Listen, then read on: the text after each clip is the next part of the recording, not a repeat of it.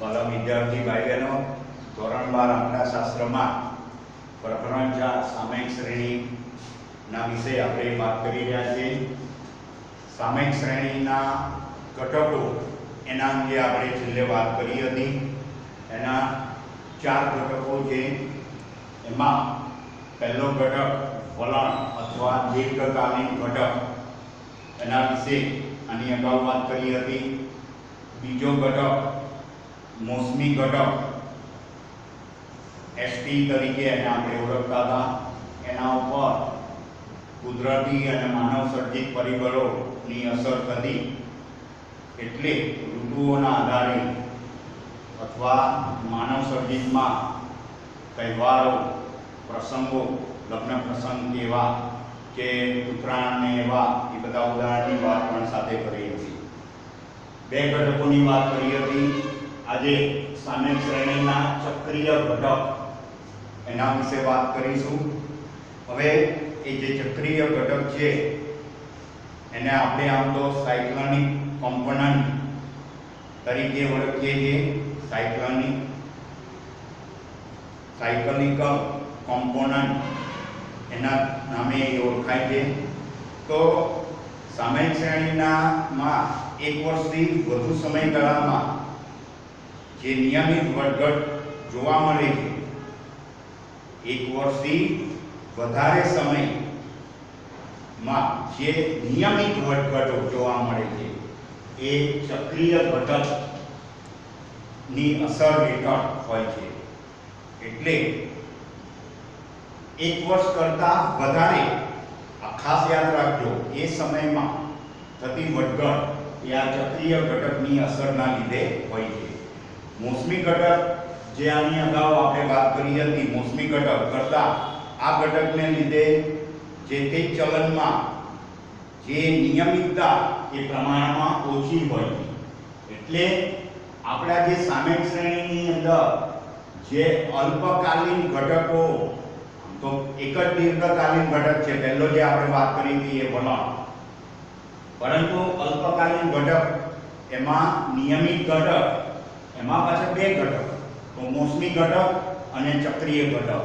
એટલે આ ચક્રીય ઘટક જે છે એક પ્રકારનો નિયમિત ઘટક છે, એનો સમયગાળો ઓછો છે, એટલે એને અલ્પકાલીન ઘટક, બરાબર.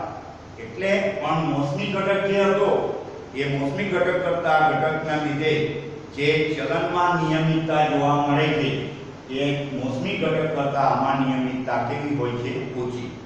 એટલે આ ખાસ ધ્યાન રાખો.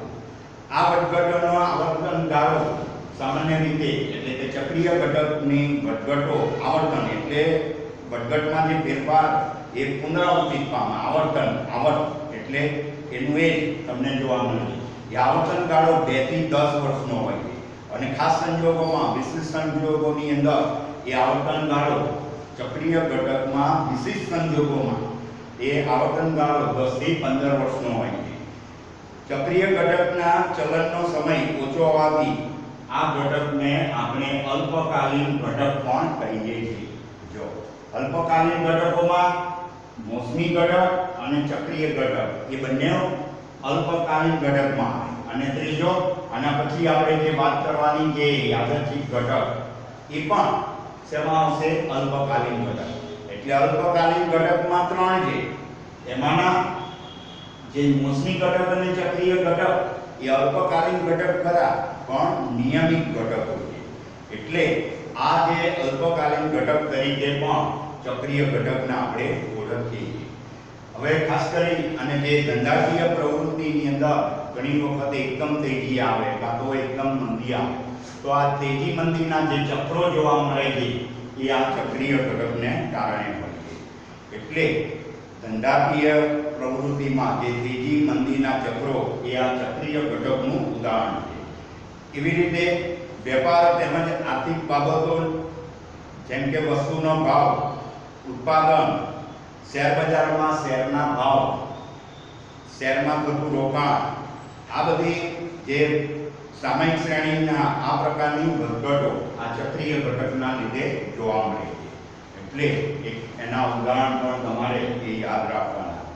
આ વધઘટોનું પ્રમાણ અને સમયના આધારે વેપારીઓ એના અંગે યોગ્ય આયોજન કરી શકે છે. એટલે આ ચક્રીય ઘટક એ વેપારીઓ માટે પોતાની પ્રવૃત્તિઓ અંગે આયોજન કરવા માટે પણ ઉપયોગી છે. એટલે આને આપણે જે અંગ્રેજીમાં મેં તમને કહ્યું હતું cyclical component of trend, cyclical component of trend એટલે એના સંકેતમાં શું કહીએ છીએ? સીટી તરીકે આપણે ઓળખીએ. હવે એનાથી આગળ આપણે વાત કરવાની છે યાદચ્છિક ઘટક અથવા અનિયમિત ઘટક. હવે એની અંદર તો આ જે સામયિક શ્રેણીના જે અલ્પકાલીન વધઘટોમાંની આ એક વધઘટ એને આપણે શું કહીએ છીએ? યાદચ્છિક ઘટક અથવા તો બરાબર. એટલે મોસમી ઘટક અને ચક્રીય ઘટક તો હતા જ અલ્પકાલીન ઘટકમાં, અને એમાંય પાછી યાદચ્છિક ઘટક એ પણ શું છે? અલ્પકાલીન ઘટક. બરાબર. એટલે હવે આમાં જે અલ્પકાલીન ઘટક કયો? એટલે એમાં જે અસરો જે હોય છે બરાબર, એ અસરો એ કેવી હોય છે? ટૂંકા ગાળાની.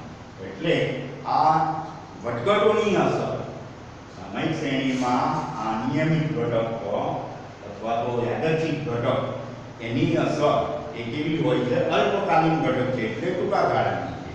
એટલે ટૂંકા ગાળાની અસર હોય છે. હવે ઘણી વખત કોઈ આકસ્મિક કે અણધાર્યા કારણસર આની અંદર આ સામયિક શ્રેણીની કિંમતોમાં ફેરફાર થાય છે. એ કોના લીધે હોય છે? યાદચ્છિક ઘટકના કારણે. એટલે આ જે ફેરફારો થાય છે કોઈ આકસ્મિક કે અણધાર્યા ફેરફારોને કારણે એ સામયિક શ્રેણીની કિંમતોમાં જે આવા ફેરફારો થાય છે એને આપણે સામાન્ય રીતે યાદચ્છિક ચલન પણ તરીકે ઓળખીએ છીએ. હવે આ જે એનો જે ચલનનો ગાળો હોય, સમયગાળો, એ નિશ્ચિત હોતો નથી. કુદરતી અમુક એવી ઘટનાઓ બને બરાબર કે ભૂકંપ આવે, પૂર આવે, એવી કુદરતી આપત્તિઓ હોય, અથવા યુદ્ધ, હડતાલ, રાજકીય ઉથલપાથલો થાય બરાબર, એવી માનવ સર્જિત પણ ઘટનાઓ હોય. પછી અમુક વખત એવી અત્યારે જે પરિસ્થિતિ છે એવી પરિસ્થિતિ રોગચાળાની, તો એવી પરિસ્થિતિમાં પણ બરાબર તો આ ઘટકની અસર જોવા મળે છે. એટલે એ નિયમિત રીતે હોતી નથી, અનિયમિત રીતે બરાબર. એટલે આ ઘટકના લીધે જે આપણે અનુમાનની કરીશું એ અનુમાનમાં શું આવશે? ત્રુટિ આવશે. એટલે આ ઘટક એનાથી અનુમાનમાં ત્રુટિ આવશે, એ ખાસ યાદ રાખવું. એટલે આ યાદચ્છિક ઘટક એ આપણે એને શું કહીએ છીએ? તો યાદચ્છિક ઘટક એને સંકેતમાં આપણે આરટી તરીકે ઓળખીએ છીએ. શું ઓળખીએ છીએ? આરટી, યાદચ્છિક ઘટક બરાબર. એટલે આરટી કેમ? યાદચ્છિક એટલે રેન્ડમ બરાબર. એટલે રેન્ડમ ટ્રેન બરાબર random of time series. Random એટલે યાદચ્છિક બરાબર. રેન્ડમ કોમ્પોનન્ટ એટલે ઘટક, એટલે એનો ઘટકને આપણે કોમ્પોનન્ટ કહીએ. તો random component of time series એટલે એનો સંકેત આરટી બરાબર. ચક્રીય ઘટક સીટી. એટલે આ બધી એટલે આપણી જે સામયિક શ્રેણી છે એ એની કિંમત તો એક પહેલી આપણે જોઈ વલણ. વલણ એટલે શું કહ્યું હતું? સ્ટેટિક વલણ અથવા તો દીર્ઘકાલીન ઘટક, એને શું કહ્યું હતું? ટીટી. ત્યાર પછી મોસમી ઘટક તો એસટી. ત્યાર પછી જોઈ ચક્રીય ઘટક સીટી. પછી યાદચ્છિક અથવા અનિયમિત ઘટક એને શું કહ્યું? આરટી. આ ચારે ઘટકોના સંયોજનથી આપણને સામયિક શ્રેણી ની કિંમત મળે છે. એટલે આપણે સામયિક શ્રેણીની અંદર વાત કરી હતી સમયથી આધારિત એના જે અવલોકનોનો સમૂહ, વાય અવલોકનોનો સમૂહ વાયટી તરીકે કહેતા હતા. તો એ અવલોકનોનો સમૂહ એને આપણે શું કહેતા? સામયિક શ્રેણી. તો આ સામયિક શ્રેણીની કિંમત વાયટી તો આ ચારના સંયોજનથી, કયા ચાર? તો વલણ, વાયટી ટીટી, મોસમી ઘટક એસટી, ચક્રીય ઘટક સીટી અને અનિયમિત ઘટક અથવા તો યાદચ્છિક ઘટક RT એના સંયોજન રૂપે હોય.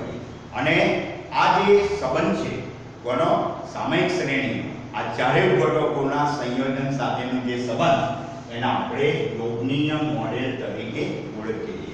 અને એને આપણે રજૂ કરવું હોય યોગનીય મોડેલ તો સામયિક શ્રેણીની કિંમત yt બરાબર પહેલી કિંમત આપણે જોઈ હતી વલણ એટલે કે લાંબા ગાળાની વધઘટ dt વત્તા મોસમી ઘટક st વત્તા ચક્રીય ઘટક ct વત્તા યાદચ્છિક ઘટક RT. એટલે આ સામયિક શ્રેણીનું યોગનીય મોડેલ બરાબર આ એનું સૂત્ર પણ તમારે યાદ રાખવાનું.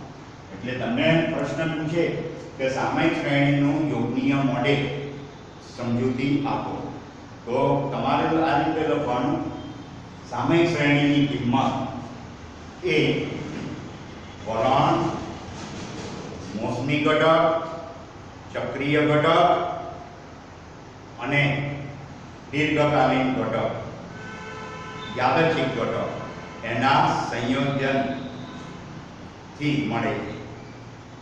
બીજી રીતે લખવું હોય તો સામયિક શ્રેણી yt ની કિંમત એ વલણ dt ચક્રીય વલણ dt મોસમી ઘટક st ચક્રીય ઘટક tt યાદચ્છિક ઘટક RT ના સંયોજન રૂપે મળે છે, જેને નીચે પ્રમાણે રજૂ કરી શકાય yt બરાબર dt વત્તા st વત્તા ct વત્તા RT. તો આ પ્રમાણે તમે જો આ વર્ગીકરણ મેં બતાવ્યું તે પ્રમાણે યાદ રાખો તો પણ એમાંથી તમને સામયિક શ્રેણીનો દીર્ઘકાલીન ઘટક કયો છે તો વલણ બરાબર.